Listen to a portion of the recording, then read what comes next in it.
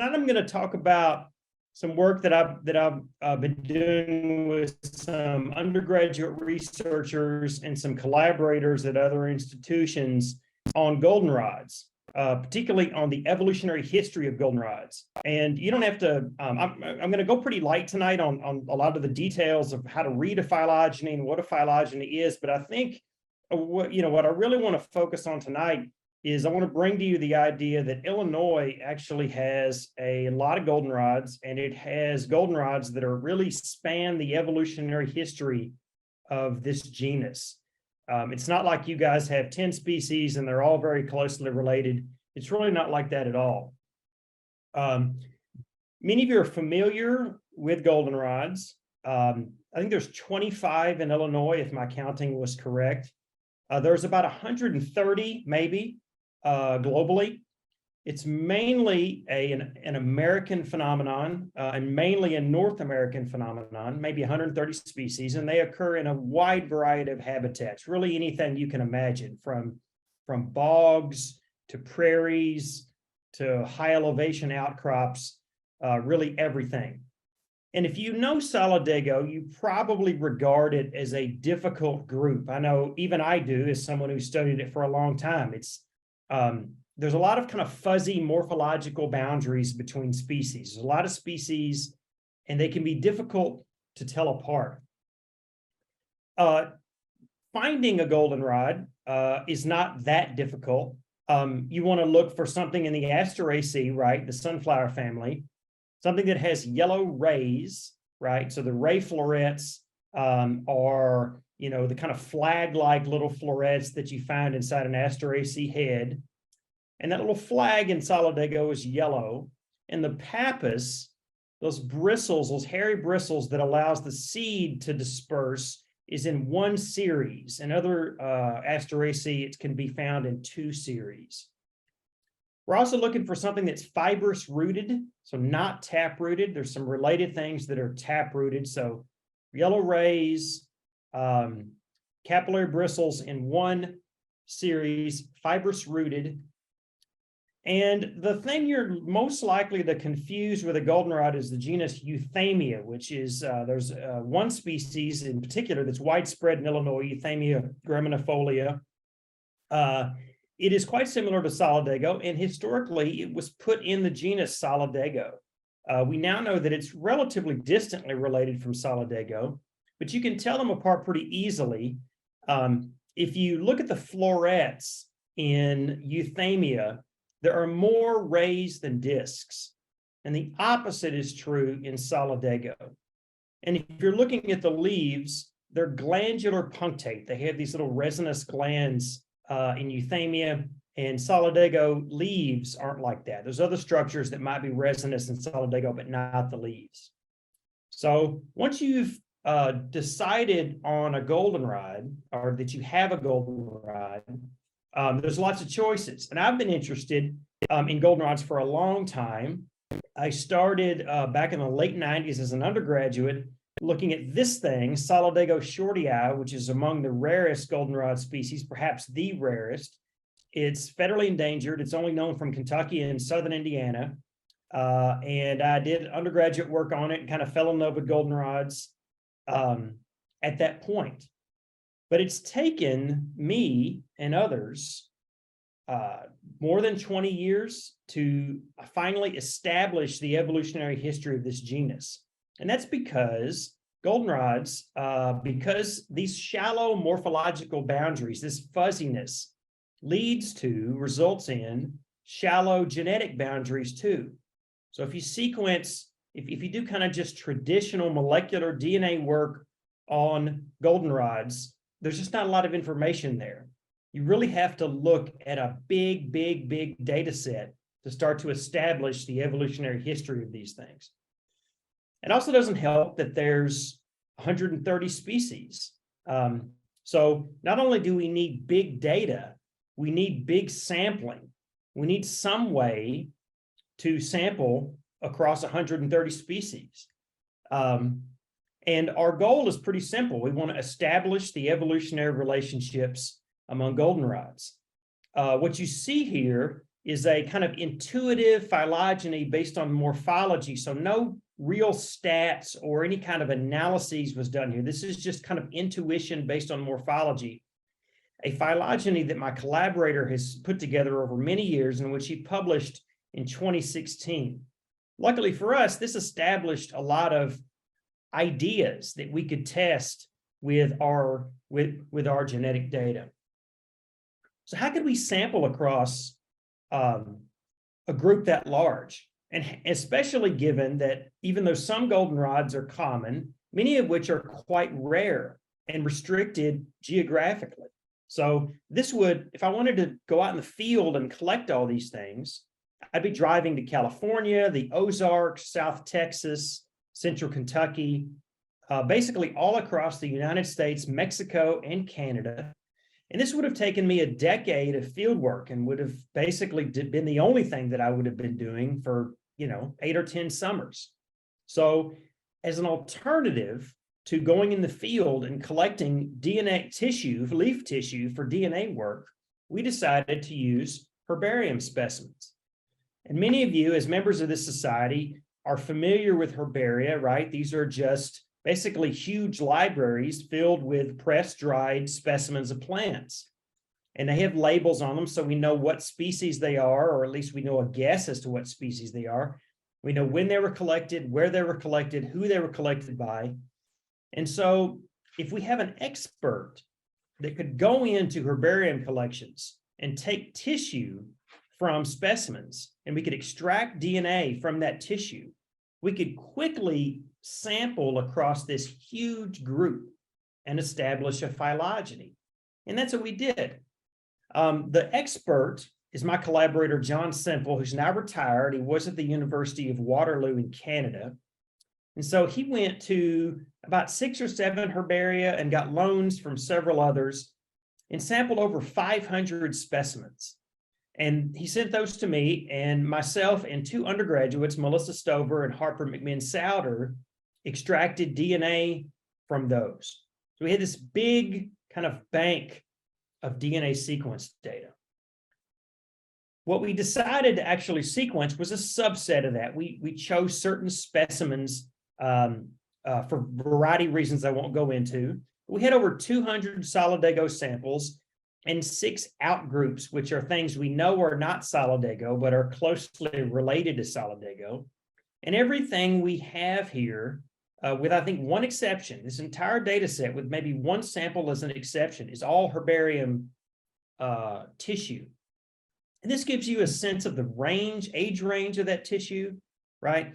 So you can see that big peak there. So that's in the early 90s. So the mean age of our samples was from the early 90s, but we had tissue as old as the late 50s. And we collected, actually my collaborators collected, a large data set comprising almost 900 points in the genome or gene regions in the genome, in the nuclear genome.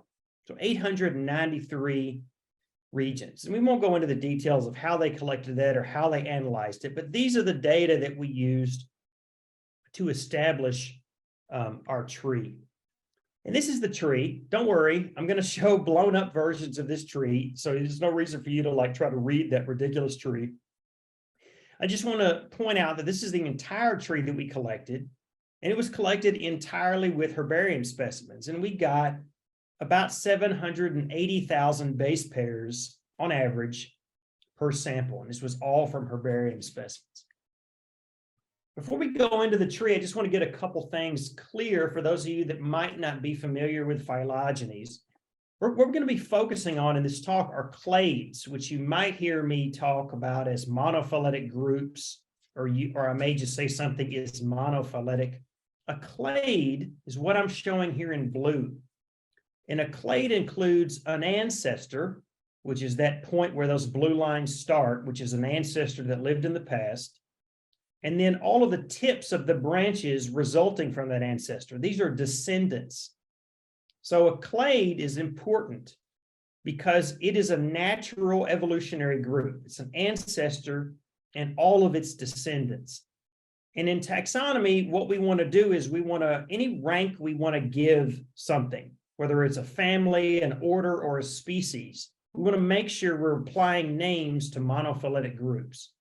And you're going to see me talk about lots of clades in this talk. I just want to remind you what I'm talking about here, an ancestor and all of its descendants. So this is a natural evolutionary group, clade or monophyletic group.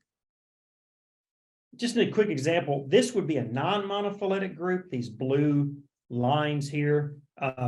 This includes an ancestor and some, but not all of its descendants. So it's just kind of a grab bag of ancestors. This is not what I'll be talking about in this talk. I'm going to be focusing on clades. Let's get into the base of this tree. So I'm showing you this phylogenetic tree, and I'll walk you through it. The thick lines are places where we have good support.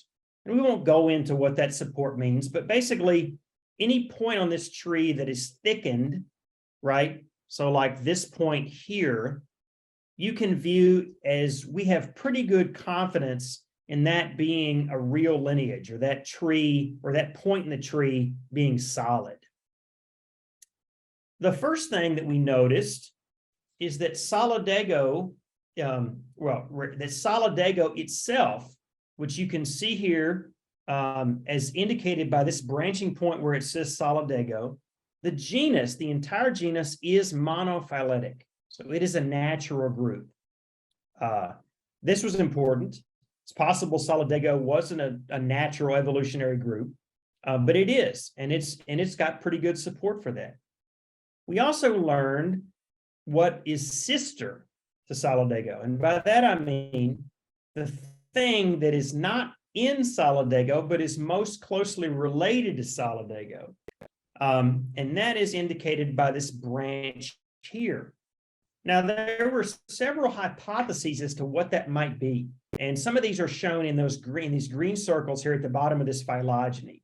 The genus Brentonia, the genus Chrysoma, and another genus that's not in this diagram called Aureochrysum.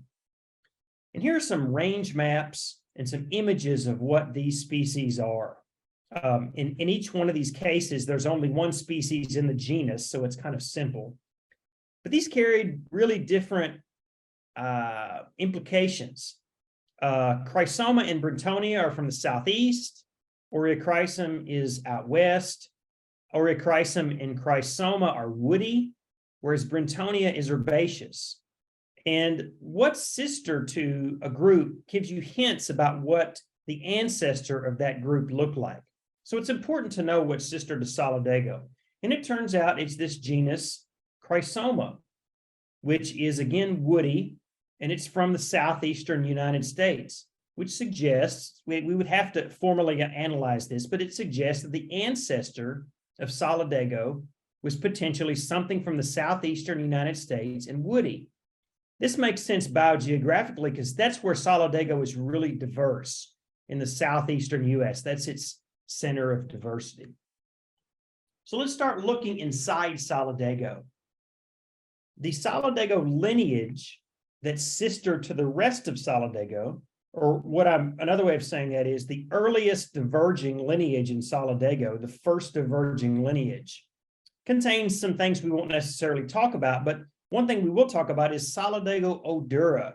You can see those 3 samples of Solidago odura there. This is a species that you don't have in Illinois, but man, it gets close. It's found there in southeastern Missouri and in western Kentucky. This is the anise-scented or sweet goldenrod. It's a pretty nondescript goldenrod. It's got glabrous stems, so not hairy stems. It's got these alternate, simple, entire leaves. The only thing really remarkable about Solidago odura is that when you crush the leaves, it gives off a very strong anise or licorice smell. That's where the common name comes from.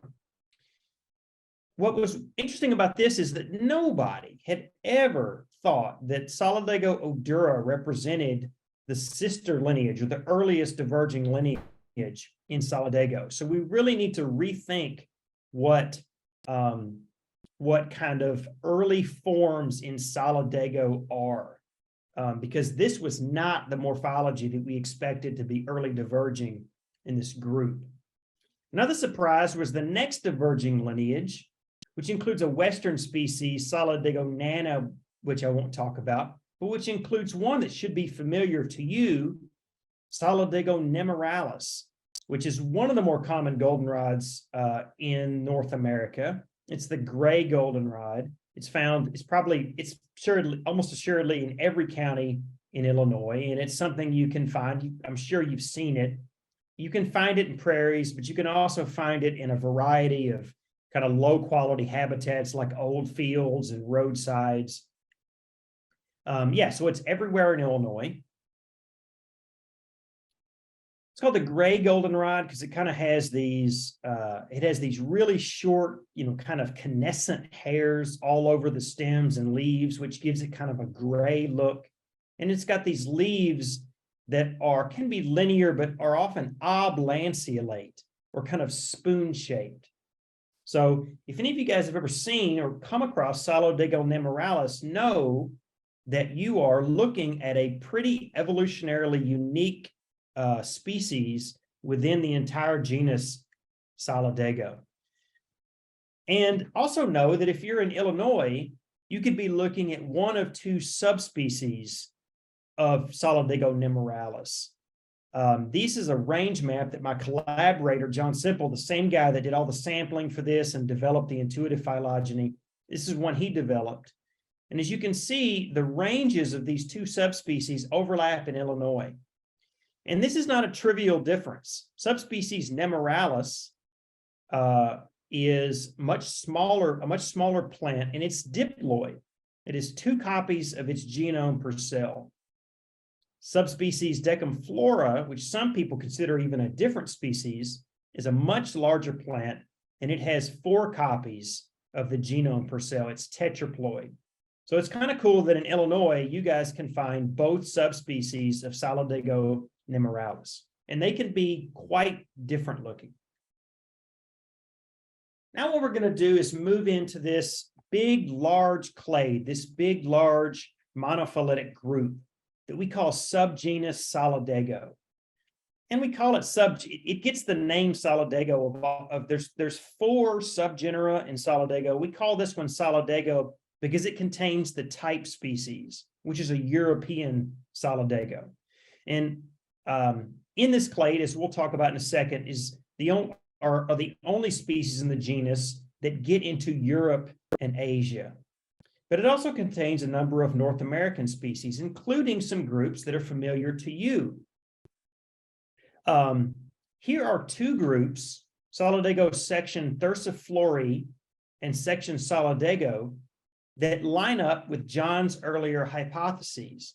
You can see them with green check marks here. These are groups that John felt were real groups, and it turns out they are when we look at the DNA evidence. Thursiflori, you've got a couple of these in Illinois. It has a thyrse inflorescence, which is a indeterminate inflorescence, so it grows continually, but the side branches grow and then stop. They have determinate growth, and it creates this kind of wand-like inflorescence. And all of the members of this group have a thyrse inflorescence. You've got 2 in Illinois, but both of them are quite uncommon. You're kind of at the edge of the range of both of them. Solidago petiolaris is the downy, ragged goldenrod. And as you can see, it's really only found there in about 4 or 5 counties in extreme southern Illinois. Here's the shot from the Illinois Wildflowers site. And it's got a thyrse inflorescence. It's a fairly nondescript goldenrod. It and the next one I'll show, you're looking at a Thursiflori goldenrod.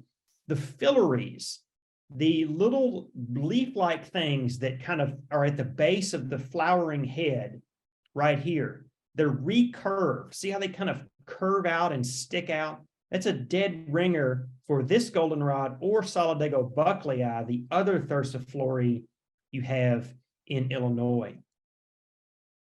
Interestingly, like Solidago nemiralis, there's actually multiple types of Solidago petiolaris. The one you have in southern Illinois is variety Angusta, which is only slightly different from the other 2. it has glabrous phyllaries. Its phyllaries are not hairy. And again, the phyllaries are just these little green leaf-like structures that lie at the base of the flowering head. So these are the phyllaries down here. And in variety Angusta, they don't have hairs. So it's a pretty minor difference. We really need to find out if these varieties that John has described represent monophyletic groups themselves. But nevertheless, this is the one you have in Illinois. Solidago bucklei is arguably even less common in Illinois. Again, extreme southern Illinois. It is a species of really, really high quality, very conserved habitats in the Arkansas and Missouri Ozarks. We're talking about bluff tops, maybe glades, very, very high quality habitat. This is kind of this has a C value of 8.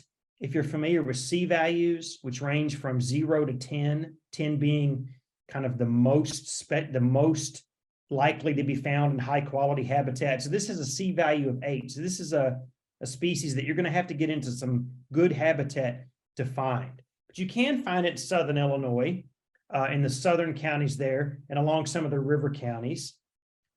Solidago bucklei also has those recurved phyllaries, right, that you can see up there, similar to Solidago petiolaris. But unlike petiolaris, it has broader leaves that are obviously toothed, which you can see in the image below. So you got a couple members of this Thursiflori group. Solidago section erecti is a case where John was wrong. This group actually combines two different groups that John had hypothesized earlier. And because of that, there's no real good morphological characters that define section erecti. But you do have one species in Illinois from this group, which is quite common in the state, Solidago speciosa, the showy goldenrod. Here you can see it's widespread throughout the state, maybe a little less common in southern Illinois, but it's going to have these erect, kind of upward facing branches to the inflorescence.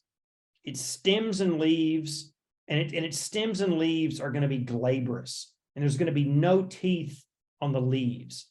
And this is a species of prairies and other kind of dry habitats, and it's not hard to find. Petiolaris is, or excuse me, speciosa rather, is also quite common in Kansas.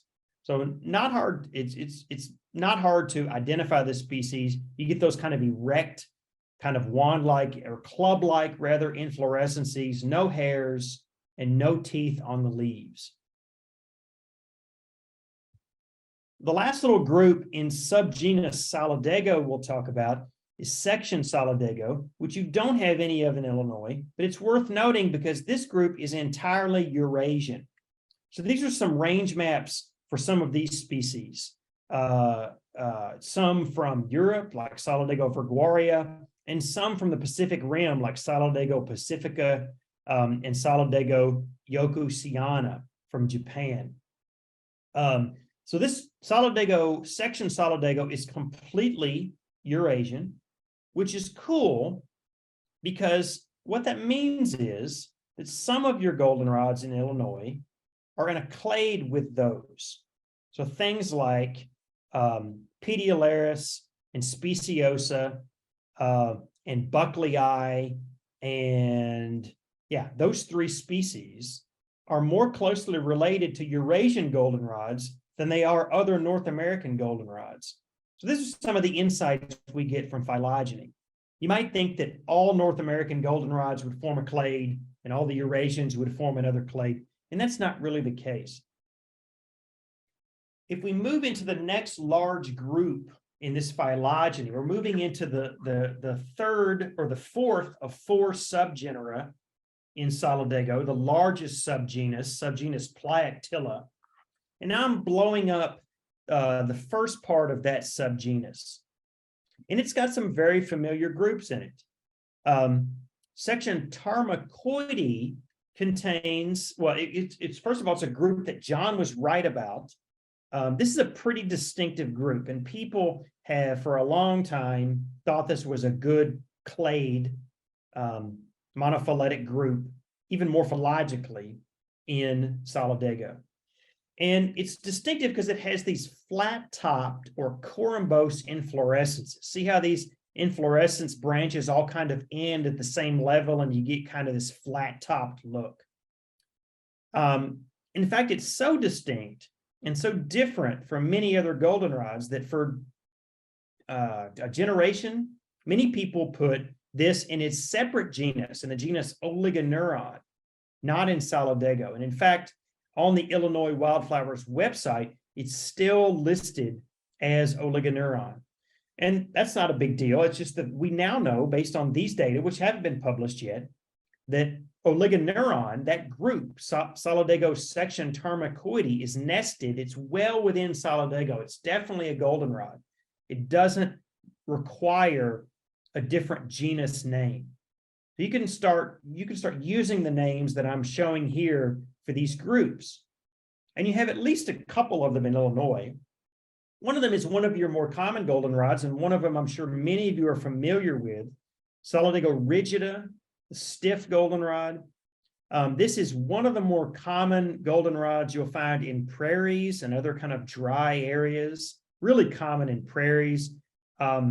Pretty common plant to be sold in restoration ecology, prairie restoration, stuff like that. If you buy seed to do prairie restoration, you're probably going to get Solidago rigida. It's a fairly big plant, again, flat-topped, very pubescent, but very short pubescent. It almost gives it kind of a felty look all over.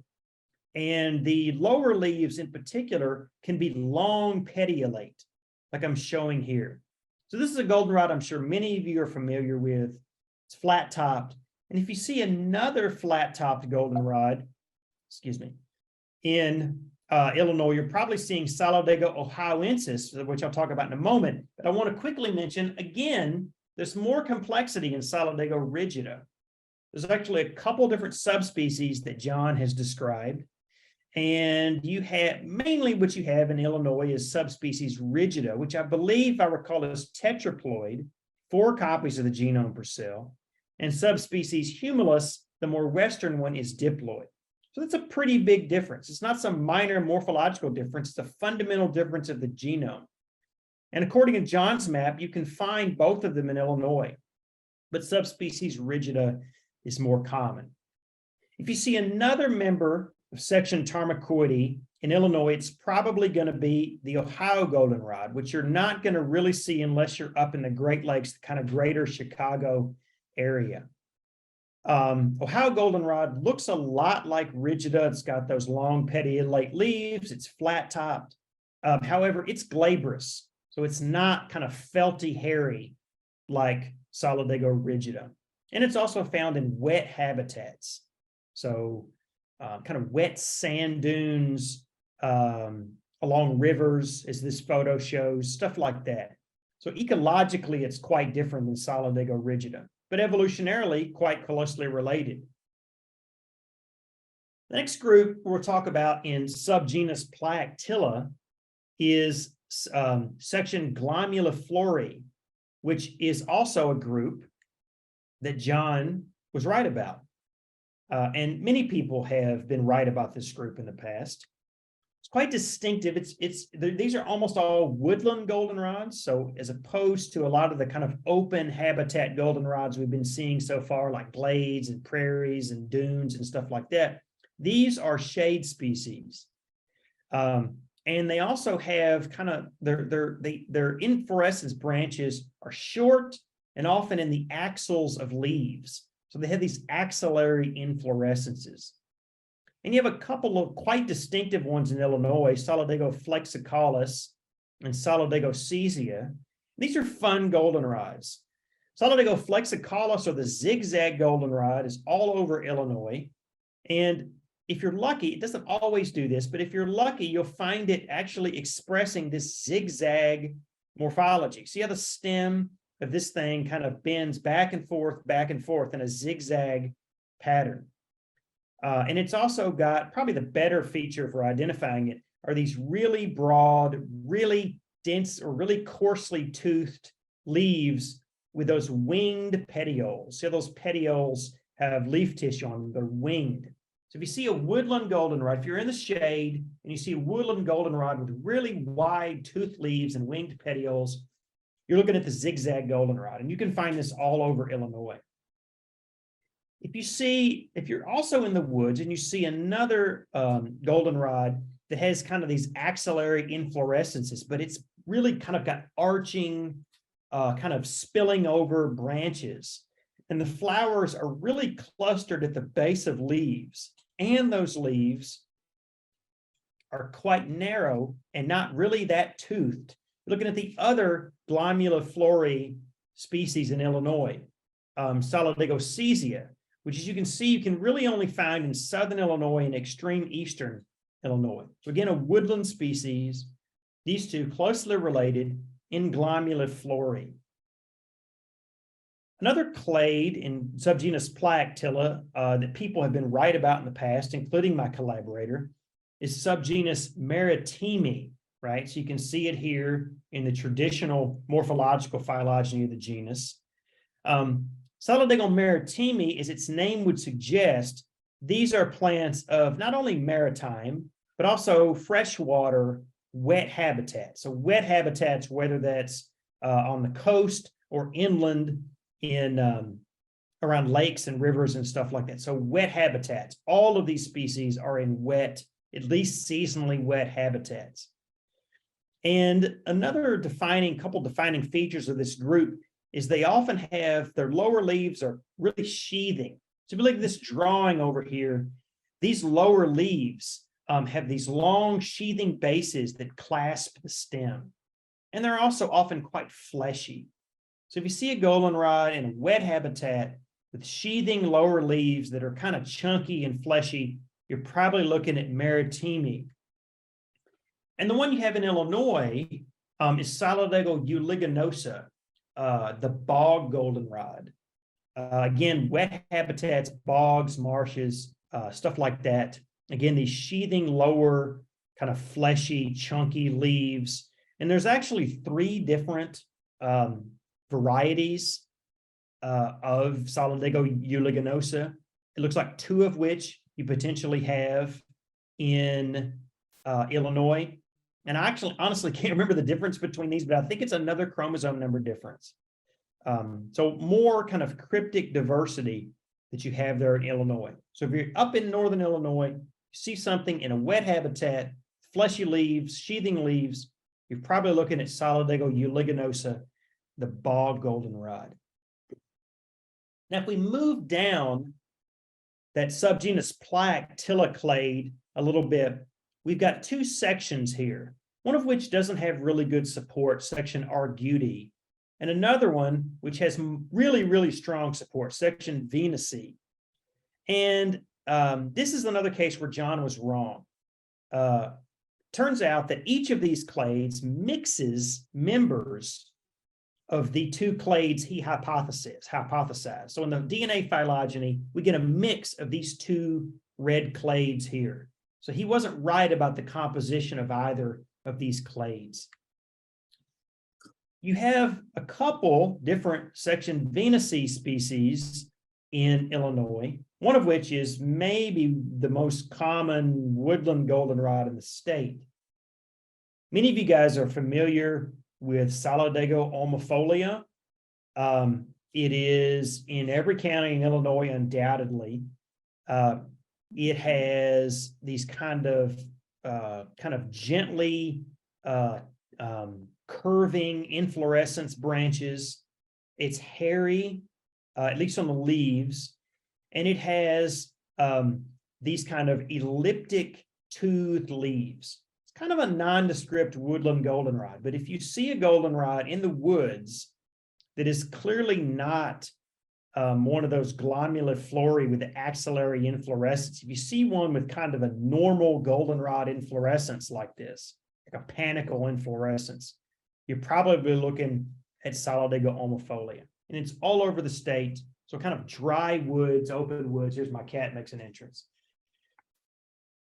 The other member of this group that you might see in Illinois, although based on this map, you're only going to see it in southern and maybe northeastern Illinois, is Solidago rugosa, the wrinkle-leafed goldenrod.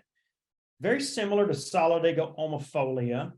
The main difference is there's a couple differences. One is a little technical, but the most obvious difference is often, not always, Solidago rugosa has these very wrinkled leaves. So these leaves at the bottom that kind of have a rugose or kind of wrinkly upper surface because the veins are kind of sunken, you know, kind of like, I don't know, old man skin, if you want to think of it that way. And also, Solidago rugosa has more ray florets on average than Solidago omofolia. So if you really want to know which one you're looking at, you can break open a head and count the number of ray florets under a dissecting scope. But these are the two members of Solidago venusae that you have in Illinois. The last big clade we're going to talk about is still in Subgenus Plicatila, but it's its own section, and it's a really big section Unilaterales. And this contains several extraordinarily familiar goldenrods, including probably the goldenrod that you all think of when you think of a goldenrod. From a morphological perspective, it's a grab bag. It combines species from 3 different groups that are pretty different morphologically. And for that reason, there's no really strong morphological character that defines this section Unilaterales. There are some general trends, all of which are represented by this first species I'll talk about, Solidago gigantea. Many Unilaterales have tri-nerved leaves, so 3 prominent veins on the leaves. Many, but not all. Also, most of them have a diamond or pyramid-shaped panicle inflorescence, kind of the classic goldenrod inflorescence. So those are the closest things we can come to for a general trend in Solidago, or in Solidago section Unilaterales. So here is the phylogeny of that section. It's the last bit of the tree we'll look at tonight. Sister to the rest of Unilaterales is a clade containing an American or North American species and 2 South American species. The North American species is the one that should be quite familiar to you, Solidago gigantea. So this is another case where Solidago escaped North America and got into South America. So the next time you're in a wet ditch or sandy kind of stream side in Illinois, and you see a species with this kind of diamond-shaped inflorescence, triangle-shaped inflorescence, and its stems are glabrous, so no hairs. You're looking at Solidago gigantea. And if you see it, know that you're looking at a species that's more closely related to 2 South American species than it is to any other goldenrod that you'll ever see. So that's pretty interesting biogeographically. Solidago gigantea is found all over the United States, except for really the western kind of quarter of the country. It's extremely widespread goldenrod, mainly of wetter habitats, at least kind of seasonally wet habitats. It's called the tall goldenrod or giant goldenrod, as the name would suggest. Again, it has these tri-nerved leaves. So here's a good shot. See how you can see the central primary vein and then the 2 main lateral veins there. So kind of this tri-nerved leaf venation. And it's got this kind of diamond or pyramid-shaped panicle inflorescence. And there's been a couple different subspecies named over time. A graduate student of mine did a detailed study in Solidago gigantea, which actually showed there's a little more complexity than just 2 varieties.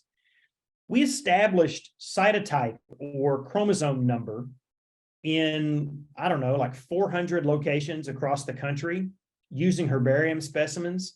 And these colors show you the distribution of diploids, 2 copies of the genome per cell, tetraploids, 4, and hexaploids, 6 copies of the genome per cell. all in the same species, Solidago gigantea. So as you can see, the hexaploids, the kind of big fat genomed ones, are mainly a Great Plains thing. The diploids, the small genome ones, are kind of a southeastern coastal plain and New England kind of thing.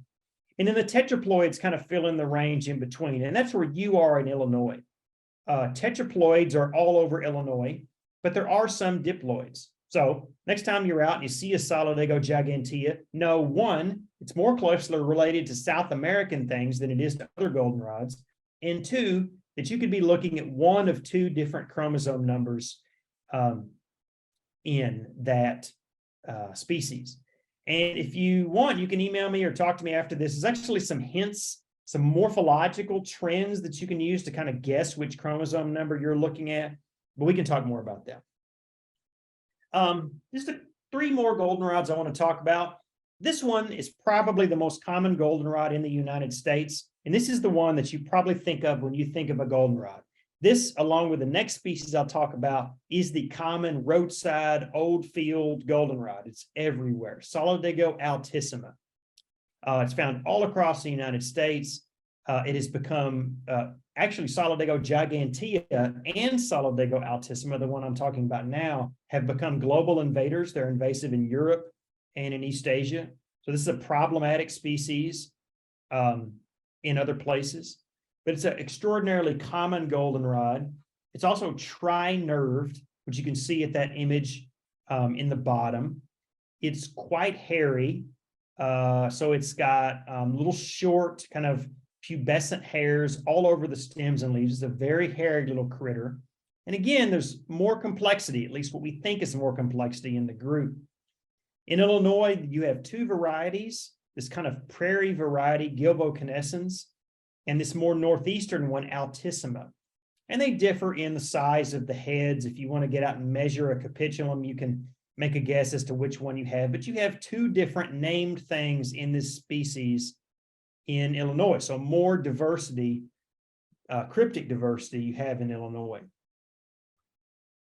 Solidago canadensis, people often confuse these two, and many authors have put them as synonyms in the past, but these are two different goldenrods, and genetically, they're distinct. We have shown that in our phylogeny. They're not mixed basically in the tree. Solidago canadensis might actually itself not be monophyletic, so we need to do more work here, but it's definitely not part of Solidago altissima or vice versa. As you can see in the map, it's a more kind of upper Midwest, northeastern thing. It's quite similar to Solidago altissima. The main difference is its leaves are more serrate. They're toothier. They're obviously toothy. Whereas Solidago altissima has almost entire, just kind of barely toothed leaves. And there's more work that needs to be done on these two species, considering they are so widespread and common. There's also a ton of kind of evolutionary and ecological work that's been done on these species. They have all kinds of fascinating relationships with gall-forming insects and pollinators. Because they're so common, there's been a lot of work done on them, but they're still fairly misunderstood species.